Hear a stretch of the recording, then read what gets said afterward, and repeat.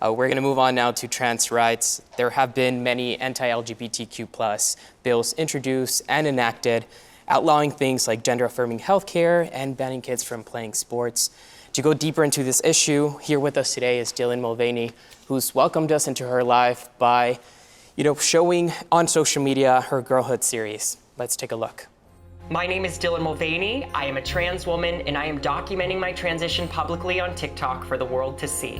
When people started watching and the numbers kept getting higher, I realized quickly how public my transition would be. Of course, I knew that there would be backlash and negativity.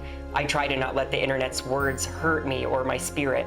But do you know what does hurt? Seeing people in power and authority figures creating laws and bills that are actively trying to harm us trans humans, especially trans children. Our lives have become political talking points. Lawmakers in many states want to exclude us from participating in sports or getting proper health care. Some folks want to decide where we can use the bathroom. No one should have fear living in a state that they call home while being true to themselves. No one should have their lives put in danger because of who they are inside. That's why I'm sharing my story with the world. I'm using my platform to stand up for my community and for any of the little Dylans that deserve a clear path to their true identity. Mr. President, this is my 221st day of publicly transitioning. God love you. Thank you. I am extremely privileged to live in a state that allows me access to the resources I need, and that decision is just between me and my doctors.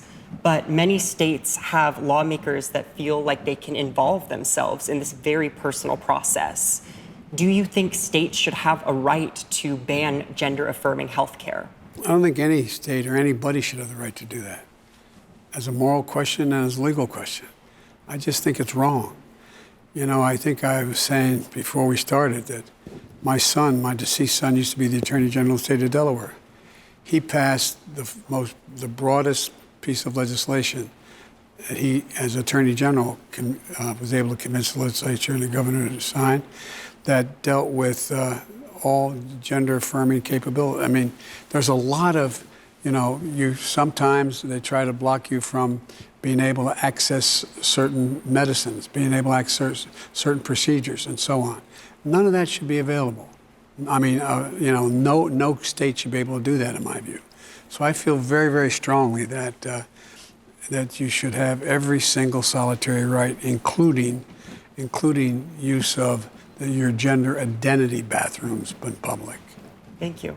Thank you. And it feels like Republicans have turned trans and non-binary people into this thing to blame society's downfall on in some ways.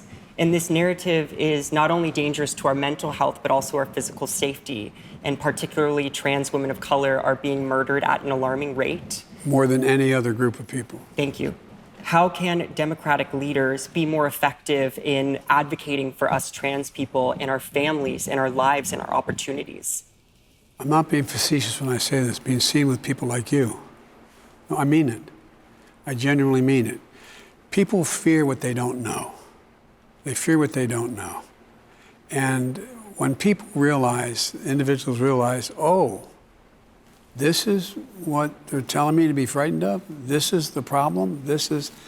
People change their minds.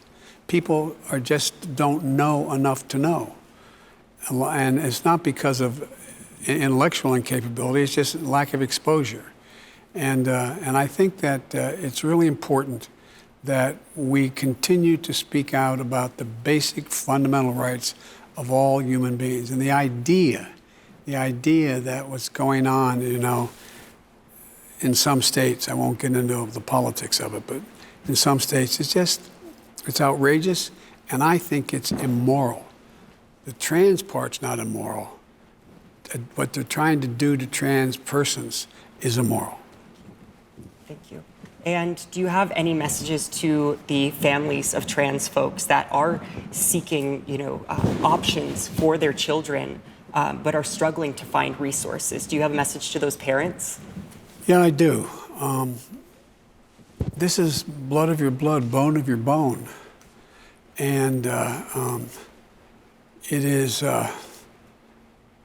again, speaking to my son, when he spent a year in Iraq and was a decorated soldier. He volunteered to go. He had to give up the Attorney General's job and then came back to it. And he started a foundation I'm not allowed to talk about now because I can't raise money for it any longer. But it was for abused children. And one of the things he did is raise millions of dollars, this organization, to basically educate parents as to what they should not be afraid of, and to educate the community as to what is just pure hyperbole. And so I just think it's a matter of leaders speaking out and saying, as I told you, I mentioned a young woman who used to be in his staff, used to be in my staff, who is now a state senator. And she's trans, and she's a state senator in the state of Delaware, in an area that was historically very conservative, the part of Delaware. And she's running unopposed this time. So things are changing. Things are changing, but it's a matter of us acknowledging that there's nothing to be, just because it's different, there's nothing to be fearful about.